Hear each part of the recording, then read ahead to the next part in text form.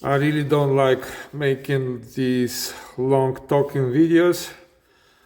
I really don't like it. I don't like it. But I had to make this video so I don't have to explain the same things over and over again. I get way too many requests like this to keep repeating myself all the time. Don't make me repeat myself. I do not provide repair estimates over the phone, except for a limited number of simple, standard, and frequently repeated jobs.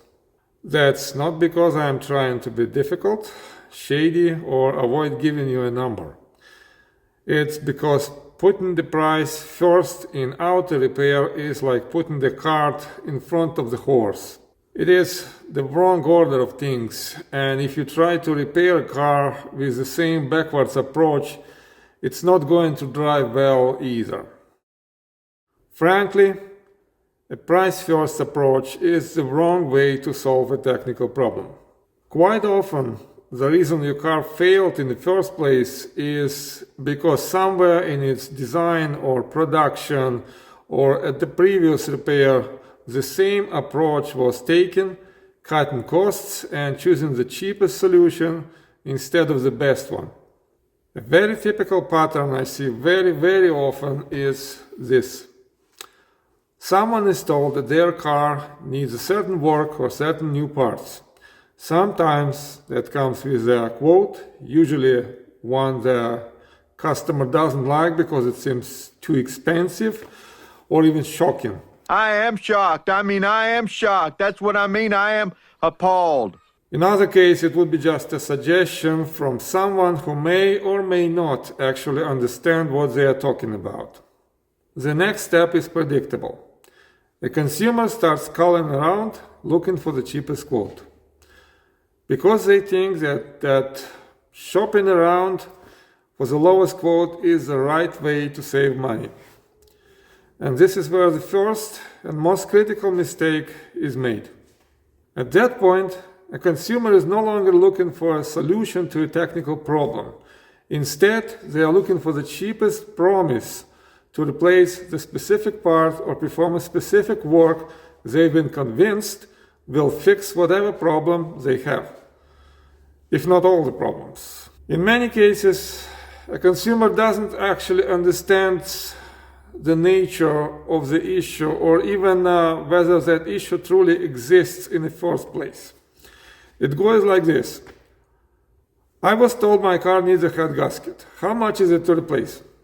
Okay. What's your estimate on how much it would be for the head gasket? I was just wondering price quote, and it's the head gasket. But what makes you think your car needs a head gasket? What kind of a problem you're actually experiencing? Do you want to solve that problem, or are you only focused now on finding the cheapest deal on replacing the head gasket? The second critical mistake is thinking that choosing the cheapest option for every repair or maintenance job will result in the lowest cost of owning the vehicle. It will not. The cheapest way to own a car is to pursue quality at every step, starting from design and production, which is unfortunately not under our control here, and all the way through maintenance and repairs when they are needed. Not because the quality itself is the lowest upfront cost, it usually isn't, but because it becomes the lowest cost over time. Quality repairs and proper maintenance mean the vehicle lasts longer, breaks less often, performs better, and remains predictable. That allows you to keep it longer and actually enjoying owning it instead of constantly dealing with problems and considering getting rid of this car. I bet car salesmen are going to hate me for disclosing this secret. I'll show you secrets of your life. Come with me. Keeping a vehicle in a good working condition, properly serviced over the long term, is in practice the most cost-effective way to own an automobile. This is the way I owned all of my vehicles, And as a result, they serve me so long and well and cost me so little that by now I own so many vehicles I don't even want to disclose the number of vehicles I actually own. Okay, but why don't you just tell me the price? My mother How much? has Just the dollar figure. Well, look, an auto repair shop is not a store. I don't have every possible repair for every car and truck just sitting on the shelf with a price tag ready to be sold. Every repair has to be actually done, completed first, under specific conditions on a specific vehicle.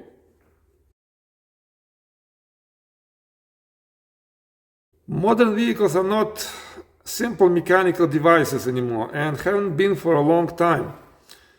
Even cars that are 15 or 20 years old are already filled with electronic control units, system connected through digital networks, and multiple layers of auxiliary systems for emissions, safety, comfort, and more. Because of this complexity and sheer variety of systems and designs, the days when this job consisted of simple, repeatable, purely mechanical work are over.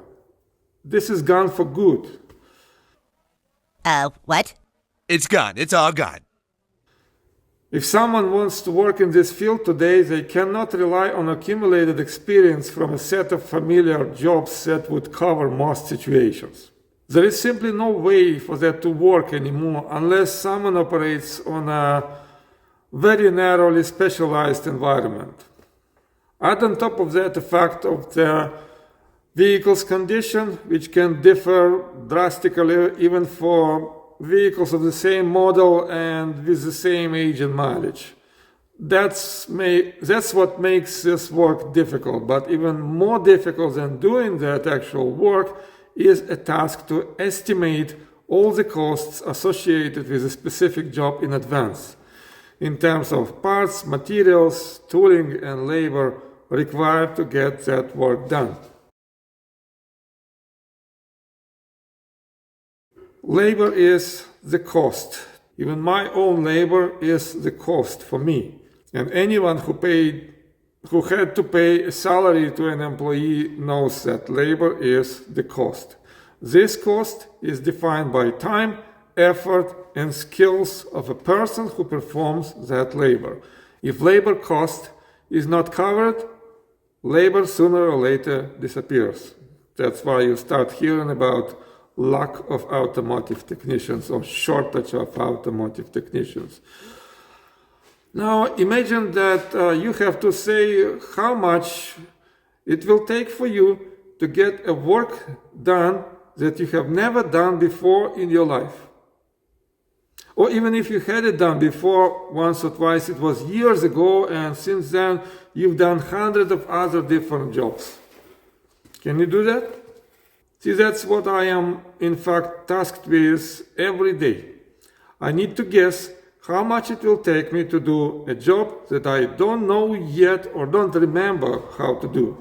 And that's on a vehicle that I am not even allowed to look at, because it is simply not here. You didn't bring it in yet.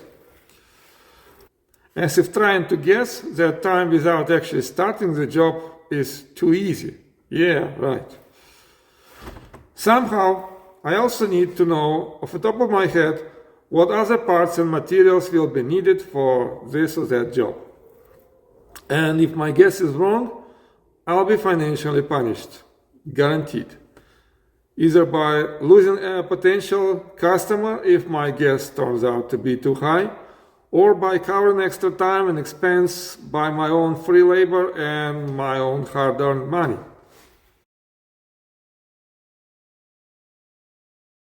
See, most businesses in this industry try to attract customers by promising some price in advance, typically a lower price than a competitor would offer.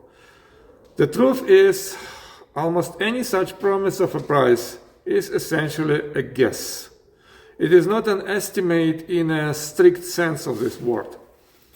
They are not estimating the amount of work that will go in solving their problem or completing the task. They are guessing what promised number will get them a sale. A number gets given, and the hope is that customer will bite on that number, brings the car to the shop, and agrees to pay that money. After that point, the work is forced to fit that promised number no matter what.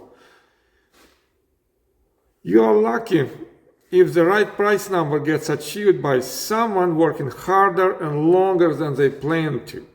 Essentially, someone works for free some of their time to fulfill the promise that was given to you.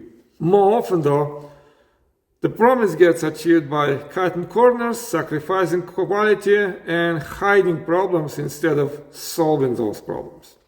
See, this is where it is completely wrong. When the price is set first and the solution is adjusted to match that price, nobody cares what the long-term outcome of that solution will be. The only thing that's on everyone's mind now is when I will get the money for this job. Money, money, money. That is absolutely wrong way to do this work. That's a wrong way to do any work, really.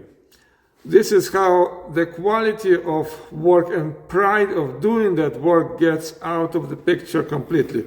This is how honesty gets filtered out.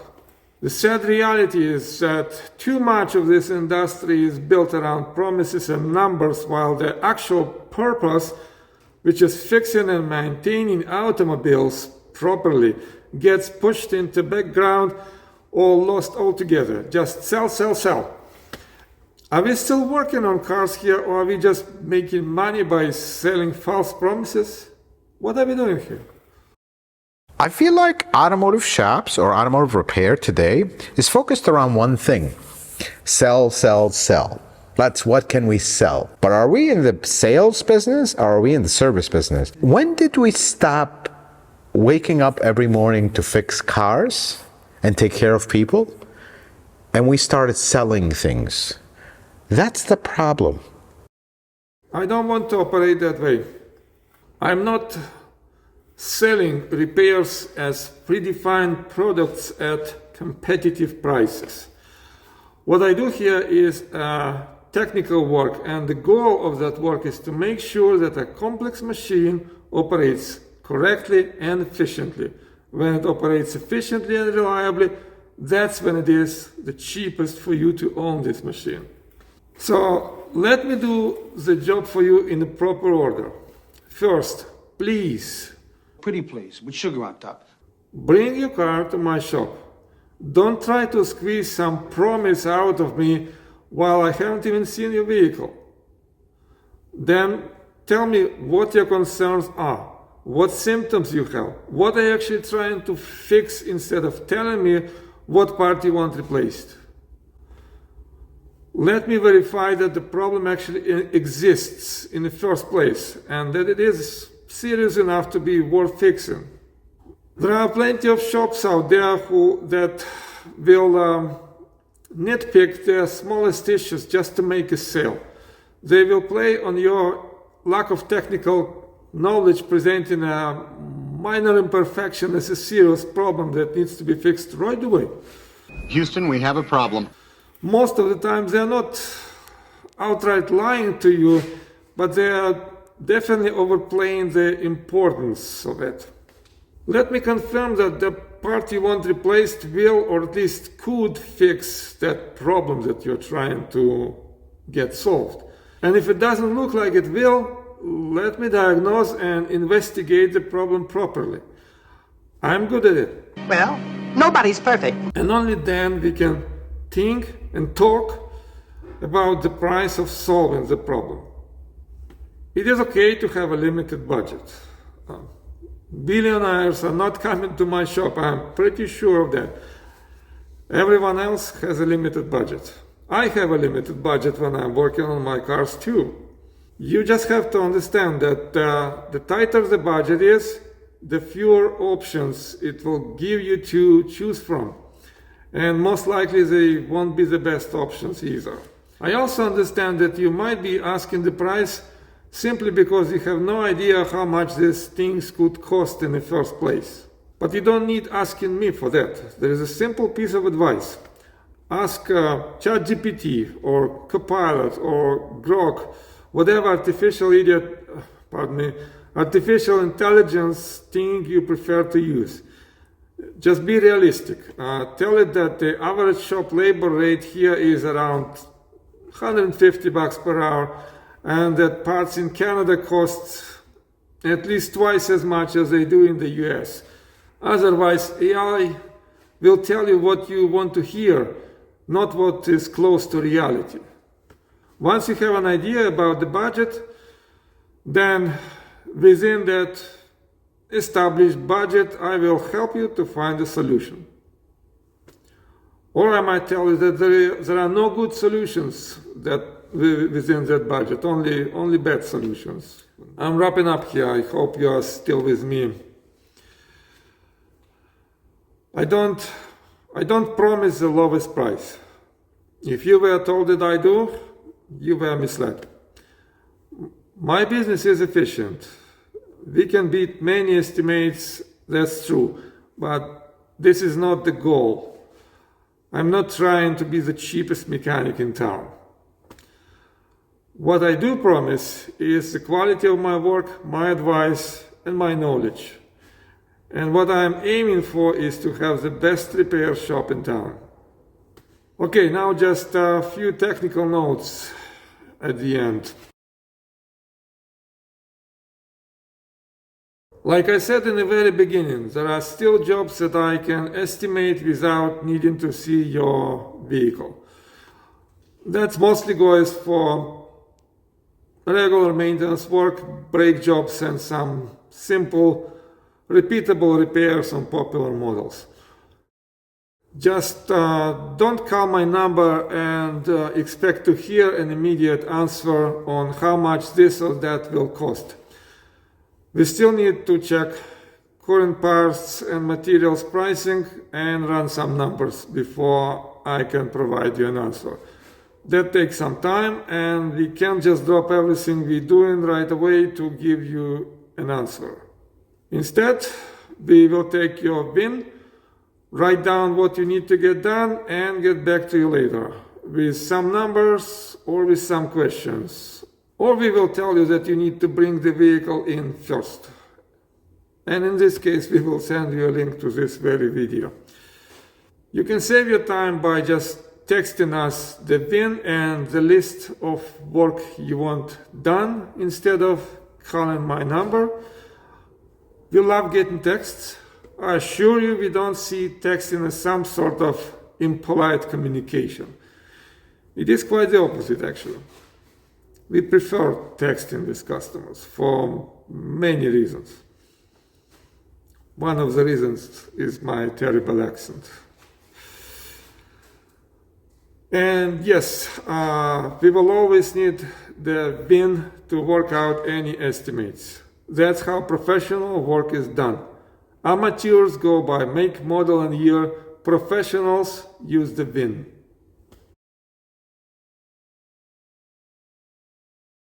When we do provide estimates, especially for larger jobs, we tend to err on a conservative side. I would much rather give you a higher estimate that accounts for possible complications, additional parts, or extra materials that might be needed. Because if those things are not needed in the end, it's very easy to adjust the final bill downward. I don't need any special authorization to charge you less than expected. What I'm not going to do is to lure you in with the lowest possible estimate, and then once the job is already in progress, start asking for additional approvals and more money. That approach leads to delays, extra communication, and usually not the most pleasant conversations. Like, sir, it turns out you'll need to pay another $500 on top of what we told you. How does that sound to you? You see where it goes? However, at the same time, this way of estimating doesn't always make me look competitive. Some people will say, I got a much lower quote somewhere else. You must be trying to rip me off. But look, no one ever got robbed by an estimate, especially by an estimate given without even seeing your vehicle. No money has changed hands, not yet. All you received is a projection, a best attempt at anticipating the costs under uncertainty. If you don't like that projection, that's fine. You're free to choose another one. And if someone else delivers on their promise and does a good job for less money, great. That's exactly how competition is supposed to work. Give them credit for it. That same competition is also what keeps everyone in this business in shape. But honestly, that pressure is also the hardest part of the job.